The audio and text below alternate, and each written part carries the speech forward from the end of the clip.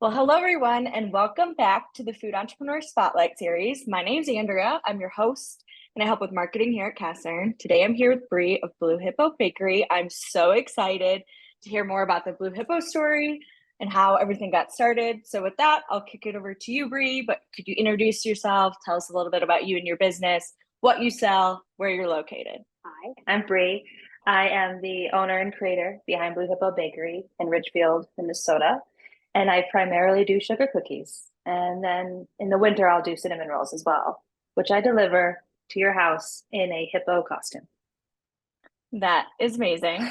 How did that start? Was that from the beginning? Sort of. I think I got caught up in one of the cookie groups I'm in that everyone was doing cinnamon rolls, and I was like, well, I could do that. And then it slowly progressed into wearing a blue hippo costume, which I found online as part of a hungry hippo costume. And so now that's kind of been the thing I wear to markets and events and delivering cinnamon rolls. I am the blue hippo.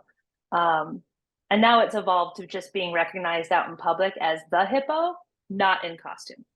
Yeah. I'll just be riding my bike or walking and someone will be like, it's the hippo, which I know what they're talking about, but anyone else around doesn't. So it's a little bit shocking and a little bit funny. Yeah, that is funny. So people probably don't even know your real name. They just know Blue Hippo. They know I'm the hippo. Richfield's very own hippo. I love that. Awesome. Well, could you talk a little bit about how you got started? Like what made you kind of take the plunge into starting this business? What kind of led you here? I had a cleaning business. So I had a client that I was cleaning for. And then when COVID happened, she had started doing sugar cookies. So she kind of got to the point where she needed help. And I was like, oh, I can do that. I can bake or, do whatever. I didn't think I could decorate. I've only decorated with like the frosting you get from the store, and that's not real good decorating. Right. So I had no idea that royal icing existed or that it was something that was accessible to me. And so once we got into it, I found out that I was actually really good at it. And the more I practiced, the more excited I became about like, oh my goodness, I can do this and I'm good at it. And I've kind of been looking my whole life for something creative that pays the bills. And this was it. So after some discussion, she decided she wanted to keep her business as a hobby. And I was like, I'm in love. So my husband could see how excited I was about it. And he's like, well, I support you. He bought me an Eddy printer, which is an edible printer, Yeah. and said, jump. And so I did. And I just kind of dove headfirst into it, and I'm figuring it out as I go. And there's been some mistakes, but mostly it's been really positive. So, and it helps to have the support of my husband, my family, my friends, the community that I'm in. That's amazing. Well, congratulations, and Thank definitely you. amazing at decorating. Everyone should check out her Instagram. So you went like full, just jump 2 feet in. Like there was not like a kind of have it on the side scenario. It was just kind of go. I didn't. I took a few months off after working with my friend to make sure that I developed my own recipe, and that it was my stuff I was using and not hers, because we are very close. And in October, I had the cleaning business had started back up after that first year of the pandemic, but it wasn't great, and it's really hard on your body. Well, so is decorating, but in a whole different way. And it just got to the point where I was just angrily going to people's houses because I wanted to be doing cookies instead, and had the discussion with my husband. He was like, just quit. Just you need to do this. And so there was a few months overlap, but in October of 2021, I passed off all of my clients to other cleaners and just started.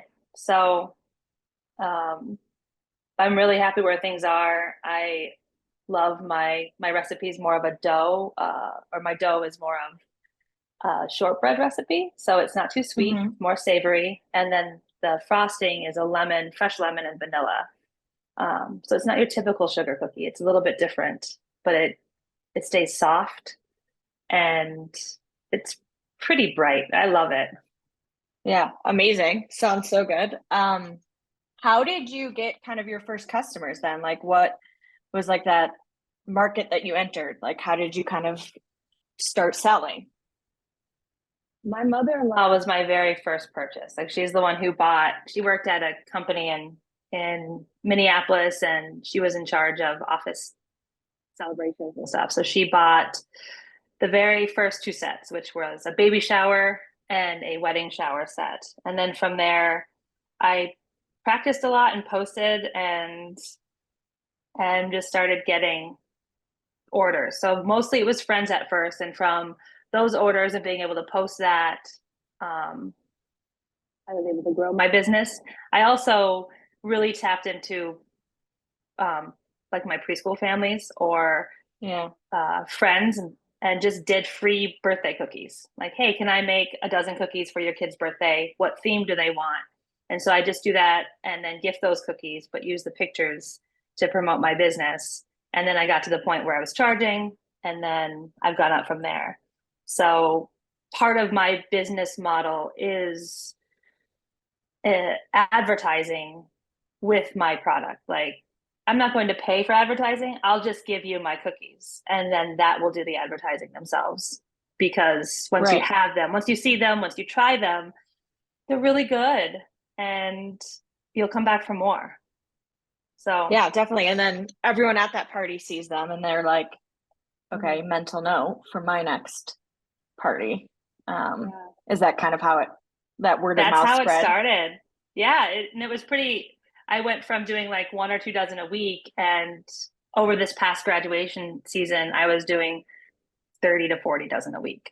So it's really picked up. Um, Yeah, that's a ton. it's a ton. And I'm really glad to be going into a slow period. I took most of August off. I have a couple of larger orders, but I need a break.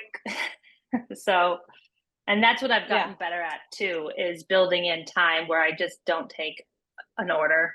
I just block it off on my calendar. I block it off on Cast Iron's calendar, and you can't order. Um, but if people take the time to look at my email or call me, I might reconsider. That means that they've Okay. done some diligence. So Yeah, there's they always a put in way to their get in. effort. Yeah. If, That's good to know. yes. Friends of friends know who to call. But Yeah, I'm assuming like it's a lot of like peaks around certain holidays or events. Is that typically the case for you with your business, or is there like a time of year that's just absolutely wild? Probably the holidays. Like, what does that for you look like? it'll start ramping up in like October through Christmas, through December. It's nuts. I am one of the few bakers, I think, from at least what I've seen. I don't do a lot of pre-sales. I keep all of my customs open for the busy season because people still have birthdays and weddings and baby showers during these busy holiday moments. And it's not always about, Christmas or Thanksgiving or whatever's happening. There are other big life moments and events that are happening in between those times. And so I keep customs open. And the last couple of years, that has kept me absolutely nuts busy, because I'm the only one that's doing it. Everyone else is Right. doing these pre-sales and telling people what they want to order. And I'm like, well, I'm a little bit lazy. I don't want to set up a pre-sale. I want to be able to do and like flow creatively. So um, I usually take January off to get taxes in order and for a break because it's 3 months of chaos. And I bet. it's really nice to have January to recoup, to read a book, to reconnect with my family, who's like, "Oh, mom, hi, There you are. welcome back." Even though I'm in the kitchen all the time, I'm working. And then February starts the ramp up with Valentine's Day, and then it goes into Easter and Mother's Day, and those are typically big cinnamon roll Yeah. orders for me. So I'll do every other weekend, October through April. And then graduation season starts, which has been, this year was just such a gift, a chaotic and beautiful gift. But I was busy from the third week of April until the last week of June. Just crazy. Um, Yeah. I'm still so shocked that I get to do this and that people like my work and my art, and they don't want the printed. My husband bought me this printer, which I use, but people want the hand piped work. They want the custom work, and it takes a lot of time. But at the end, Right. it's really great. So Yeah, I mean, they're absolutely beautiful. And just wondering, like, do you usually have like full creative license to kind of do, whatever when someone asks for like, oh, hey, we're having this graduation party, blah, blah, blah. Like, is that all they give you and you kind of take it from there, or how has that worked? I will usually walk people through a series of questions. So for the most part, they can connect through cast iron through the website and fill out a form. And then I reach out and then ask questions like, show me your inspiration pics. What are your colors? What are you looking for? And the inspiration pictures can be of cookies, but they don't need to be. They can be a picture of a plant or a car or whatever. Yeah. And so I'll work with my client to really create the perfect set. 90% of the time, I have creative freedom like that. There are a few that are like, I specifically want this. And Right. that's fine. They're paying me to do it. So I do it. But I really like having creative freedom. And that's one of the reasons that I don't charge on a tiered system, which I totally Yeah. respect other cookiers and bakers who do that. But I feel very boxed in then. And like, I can't do what I want to do because I'm in these parameters. Right. So I have printed cookie prices and custom cookie prices, and then I just leave it at that. If someone wants a whole bunch of metallics or something, or like florals, the price goes up a little bit, but that's at my discretion based on the set that we create versus keeping myself in these parameters that um, I don't like being told what to do, even if I'm the one telling myself Yeah. what to do. So I like to keep it open. Um, and then that means I can create whatever I want. Or if I'm up against a deadline, I can pull back on the super detail work. But if I have a wide open canvas, then those are when the best cookies come because I've given Yeah. myself the freedom to experiment and push a little bit to see what I can create. Do you have But any like tips or tricks for like leaving that room open for experimenting? Is it just like time, or like what is it for you that really like gets that work going, I guess? um, I have a running list of like a journal. I'm very much old school in that I keep a paper journal, I keep a paper calendar. I have, I cut things out from magazines for vision boards. It's somewhat ridiculous, but that's where my inspiration comes. I have a board that has right now a picture of a cabin on it. And that is like my long-term goal. 5 or 8 years from now, I want a cabin where I can Yeah. escape to. And so that's like, this is for me, this is for my family. Um, but then time management too, and in leaving myself the ability to be creative and make mistakes. I always have my cookies due like a day before they're actually due. Yeah. Um, just in Right. case it doesn't work out. And sometimes it doesn't. Sometimes there's cratering and sometimes it doesn't work out. And sometimes my kid slams his fingers in the door and we have to spend the day in the ER. And like, you just never know working from home or having children. There's so many things that could happen.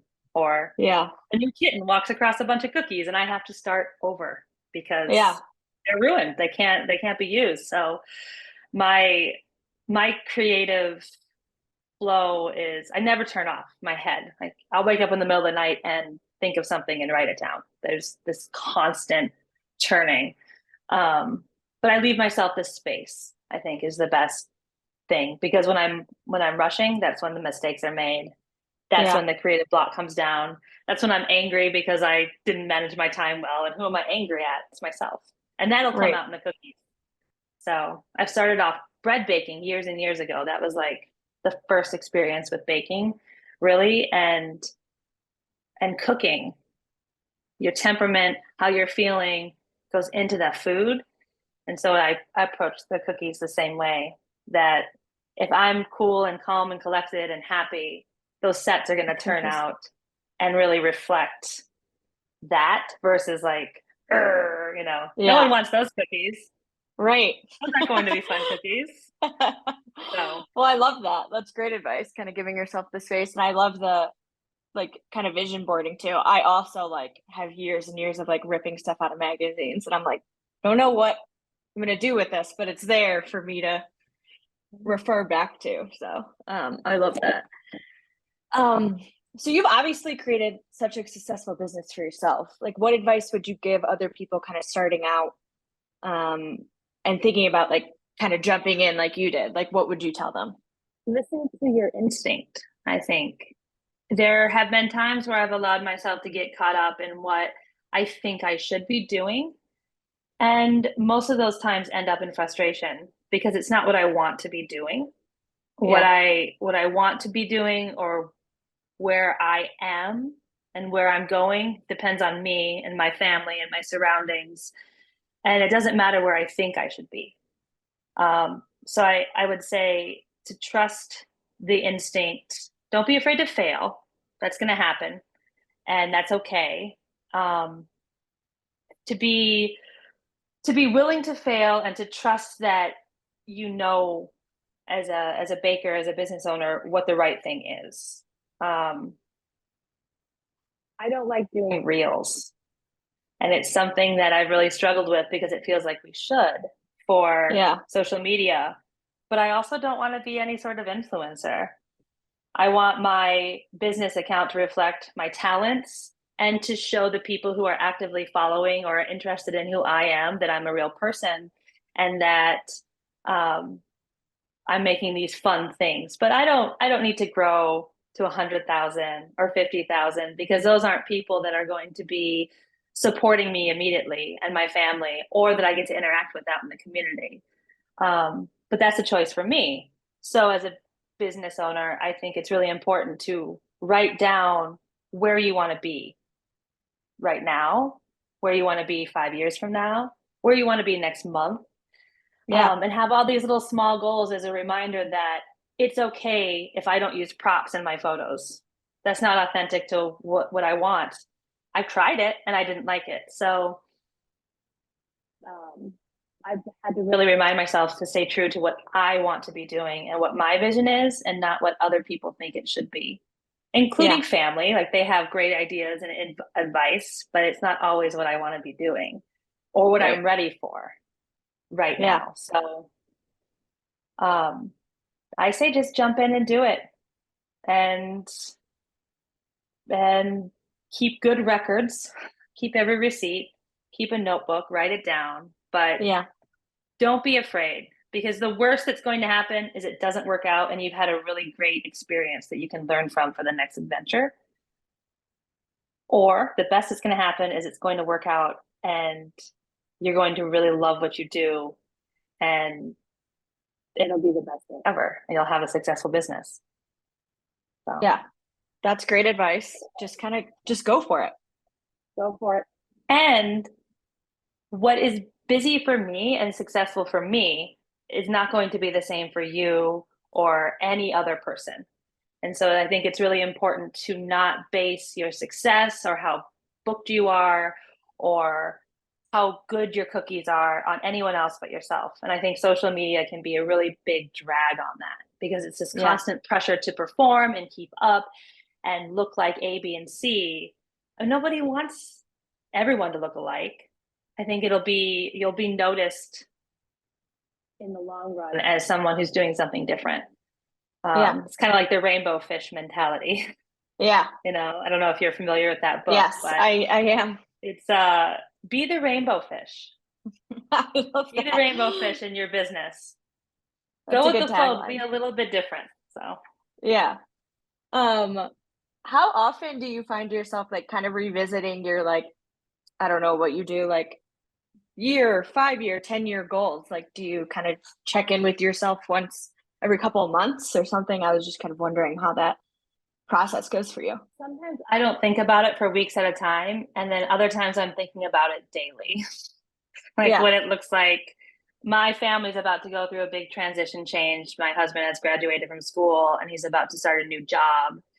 My youngest is about to go to kindergarten, so this fall will be really in flux. Which is another piece of advice: is don't make big decisions when you're in flux. Like it's okay Yeah. to take a step back from any big decisions and give it a moment, but it changes. Usually if it's bothering me, like if I'm out for a walk or I'm cycling and business stuff is popping into my head, it's an indication that I need to sit down and put some stuff on paper to figure out like what is happening right now. What is the world telling me? Yeah. So it just depends. And I don't know what our next year will look like, and after this next year of my kids and husband being out of the house, what does that look like? Maybe I'll Yeah. go wholesale and get a wholesale license in a commercial kitchen. Um, or maybe I'll just continue working in silence in my own kitchen. What is that even going Yeah. to be like? I have no idea. What will that be like? I don't know. Check back with me in a year and I'll tell you. Yeah. So a constant check-in is good, but I'm a pretty anxious person and I'm a planner. All my friends will be Yeah. like, "Oh, she's a planner." But it's true. I am. It's part of the process. So Yeah. Well, it's, that makes yeah. sense. Exciting time for both of them, though, but we'll definitely be following along for whatever that ends I'll up be being for posting. you too. Check in on Fridays when I do a post every Friday or almost every Friday about like meet your baker. This is what's going on. 5 things that are happening in my world right now. And so there'll be updates.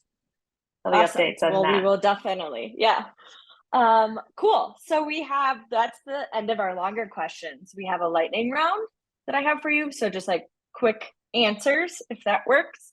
So the first one is, what are your favorite resources to help you run your business or create new products? Oh.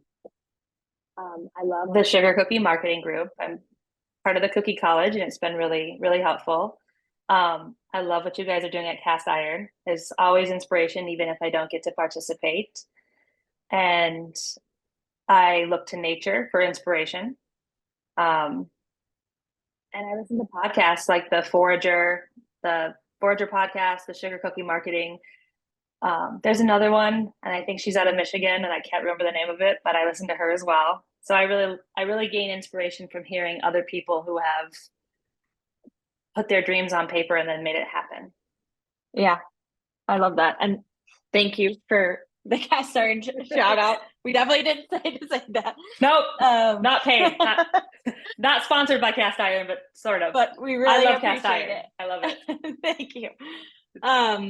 Who are other business owners you admire? And it could be anyone. I this is gonna kill me to say it, but I really, for what Mark Zuckerberg is doing behind Facebook and Meta, I don't like a lot of the stuff that happens, but I do really admire his perseverance and the company's willingness to just keep trying and failing. And they failed marvelously over and over again, but they continue to try and they continue to evolve. And there's something behind that. Just keep trying. And being afraid to failure, that comes back a lot. I'm pretty scrappy and I've failed a lot in my life and I've made some questionable decisions, but I'm here and it's all good. As long as you learn from them, I think it's pretty good. So I admire the perseverance. Yeah. The continually trying. And social media is a very hard world to keep up with. The rules change daily, right, by the minute. And so I admire any business owner that's able to keep up with all of that. It's incredible to me because sometimes I can't even send an email correctly. So yeah, I admire people who can. That's a good answer. They've definitely kind of reinvented themselves or like reinvented the space over and over again. So it's that part of it has probably something to kind of take and admire in a way. What are you most proud of in life and or business? Wow. In my business, I'm really proud that I've stayed true to myself and that I've put myself out there and tried to engage with my community, and I'm really proud of how far I've come for just being so new. Yeah. Um, I'm really proud. There are days that I cry because I can't believe that this is what I'm doing, and then there are days I cry because this is what I'm doing. So it goes both ways. Um, and in life, I think I'm I'm also just really proud of where I am. I didn't have a stable home life at all, and I've worked really hard to be where I'm at. And sometimes on a bad day, it feels like I should be doing more. Yeah. But there are more good days than bad days, and I'm just where I need to be, and that's fine. So I'm really proud of myself and the family I've created and the friends I've surrounded myself with. Um, I'm really lucky. Yeah. That's so amazing. And it's kind of, talking to you, it's kind of come from trusting yourself and like even Yeah. in a way like that gut feeling is like something that you should like tap into and listen to. Mhm. It's the Um, only thing I've had to trust is is myself a lot of the times now. I'm in a better place now where I can trust the people around me, but I did have to grow up yeah. early. So But that's a big thing, trusting yourself. I think a lot of people don't, mhm. so it's nice that you can have that, even if it's, whatever way it came about. But yeah. I get to go to therapy. I'm very lucky that I have access to a therapist, which I see regularly, who has really helped me put up boundaries and let go of like the old stuff that has happened Yeah. to allow this like, oh, whatever's gonna happen is gonna happen. Yeah. So I love that. yeah, Well, I am pro very therapy lucky. as well. Yes, So I'm on the it's train. amazing. Yeah. um, awesome. Well, last one is who should we spotlight in the series? Definitely doesn't need to be cast iron specific, but just someone you'd love to hear from, and then we can kind of reach out to them and see if they're interested too. I would like to see Annie from the Mindful Lark Okay. spotlighted. She does a gluten-free vegan bakery. She's allergy friendly, which is really, really important in our society. And her stuff is so good. I know she's transitioning to a new home in the next few months, so she might be taking a break, but I'd really love to hear her and her story and see her because she's incredible and her food is really good. Okay, awesome. Yes, we know Annie. We know and love Annie, so we will reach out to her too. And where can our audience find you? Both Facebook and Instagram are at Blue Hippo Bakery, and then www.bluehippobakery.com. Awesome. Well, thank you so, so much for coming on. I really enjoyed our Ooh. conversation. I know everyone else will love listening to it too. So thank you. Well, thank you. It's very nice meeting you, You and we'll too. see you soon.